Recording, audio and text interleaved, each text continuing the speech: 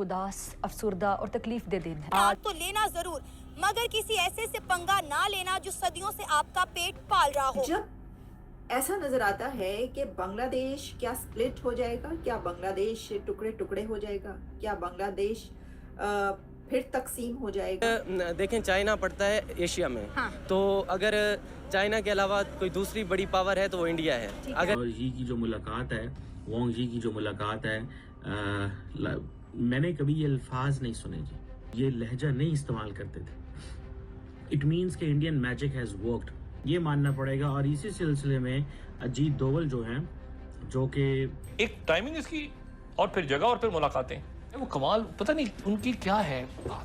और ये उनकी 2019 के बाद पहली मुलाकात है। मगर सोचिए तो सही, उनका एक रिटायर्ड जनरल ने अभी तकरीर किया है, उसने कहा ये हमारे लिए बड़ा फायदामंद एक्सरसाइज हुआ है। सबसे प्रॉब्लम क्या, इनका सेहत का निज़ाम ही नहीं है। नहीं है बांग्लादेश तो में वो अगर आप इंडिया के साथ पंगा लेंगे, आपकी इंडिया के आप जा रहे हैं, आपकी 80% जो इलाज की सहूलत है वो इंडिया के पास है। अब आपने इंडिया से बिगाड़ ली, या तो अपने लोगों को मार दो आप, या इंडिया के पाँव पकड़ लो आप। भारत के सिक्योरिटी एडवाइजर अजित डोवाल का चीन की विजिट और बांग्लादेश पर म्यांमार का हमला। इस बात पर पाकिस्तान और दुनिया की मीडिया की नजरें लगी हुई है। देखते हैं पाकिस्तानी एक्सपर्ट्स और जनता के रिएक्शंस। इकोनॉमी पावर बहुत पावरफुल है, हम इंडिया के बराबर नहीं है, ठीक है, वो तो सबको पता है। लेकिन हम वैसे कहते हैं नहीं हमारे पास कुछ नहीं है, हम ये कहते हैं हमारे पास जज्बा है। बस वो जज्बे से ना, वो कहते हैं तकरीरों से मुल्क नहीं बनते, मुल्क को बनाना पड़ता है। जो जापान को अपनी गाड़ियां दे रहा है, तो सोचें वो कहाँ पे होगा। और दूसरा उनको देखे, वो अपने इकोनॉमी पावर देखें उनकी, हालांकि जितनी उनकी मतलब पीपल है, उनके जितने लोग आबादी है, अगर इतनी हमारी हो, मैं कसम से कहता हूँ हर दूसरा इधर मांगने पे आ जाएगा। और चाइनीज फॉरेन मिनिस्टर हैं वोंग यी, वो कहते हैं कि इंडिया चाइना जो है ये कोशिश कर रहे हैं अपने ताल्लुकात को नॉर्मलाइज करने के लिए। और ये स्टेटमेंट कभी नॉर्मली चाइना की तरफ से आई नहीं है।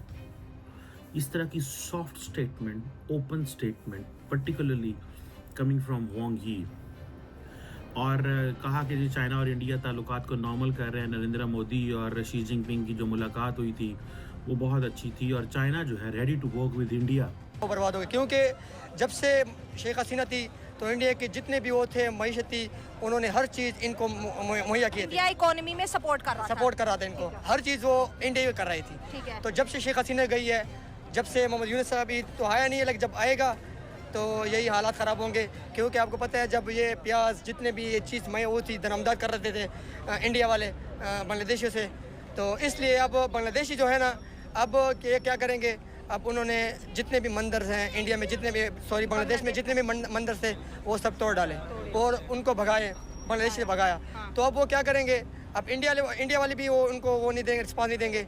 इसलिए अब बांग्लादेशी क्या कर रहे हैं, पाकिस्तान को सपोर्ट कर रहे हैं। जब वो पाकिस्तान को सपोर्ट करेंगे तो इंडिया वाले, आपको पता है, पाकिस्तान को पसंद भी नहीं करते। इसलिए उनकी मईशत काफ़ी ख़राब से ख़राब हो रही है। और आज देखो क्यों आज अफगानिस्तान की मईशत क्यों अच्छी है, इस वजह से अच्छी है क्योंकि इंडिया उनको सपोर्ट कर रही है। और उनका उसको देखो, मिसाल पैसे को देखो और हमारे पैसे को देखो, काफ़ी फ़र्क है। मतलब जिस मुल्क की इकोनॉमी में से इंडिया माइनस हो जाता है, उस मुल्क की मईशत यानी कि इकोनॉमी को धचका लगता है।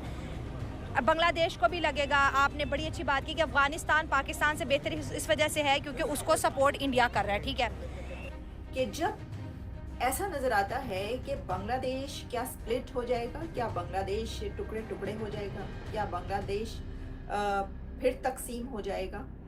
और इसी वक्त हम ये देख रहे हैं कि चाइना और इंडिया के बीच, यानी अजीत डोवल और वैंग ली के बीच एक बहुत अहम मीटिंग होती है। कि जैसा मैंने आपको बताया कि जो कहा जाता है कि अजीत डोवल, जिनको के शतरंज का बहुत बड़ा खिलाड़ी कहा जाता है, और ये वो शतरंज है जो कि दुनिया के इस वक्त शतरंज की बिसात बिछी हुई है। उस शतरंज की बिसात पर अजीत डोवल साहब बीजिंग पहुंचते हैं और उनकी मुलाकात होती है वैंग ली से। वैंग ली और अजीत डोवल की मुलाकात में क्या बात होती है या क्या कहा जाता है मीडिया पर, उसके हवाले से वो भी जरा सुनिए। Chinese Foreign Minister Wang Yi said that the two sides agreed to step up strategic communication, safeguard peace and tranquility in the border areas.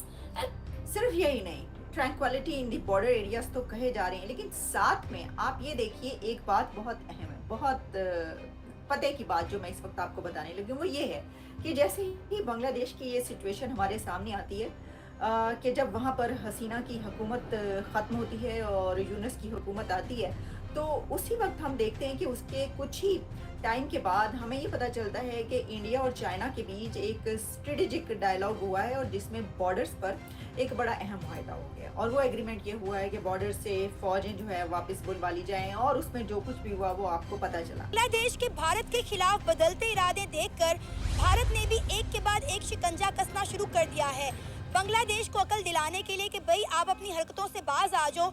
India के एक सरकारी अफसर को बांग्लादेश भेजा गया, लेकिन बांग्लादेश को फिर भी अकल नहीं आई, तो लिहाजा इंडिया ने खाने पीने की जो अशिया जो इंडिया से बांग्लादेश एक्सपोर्ट की जाती थी उनके एक्सपोर्ट पर रोक लगा दी।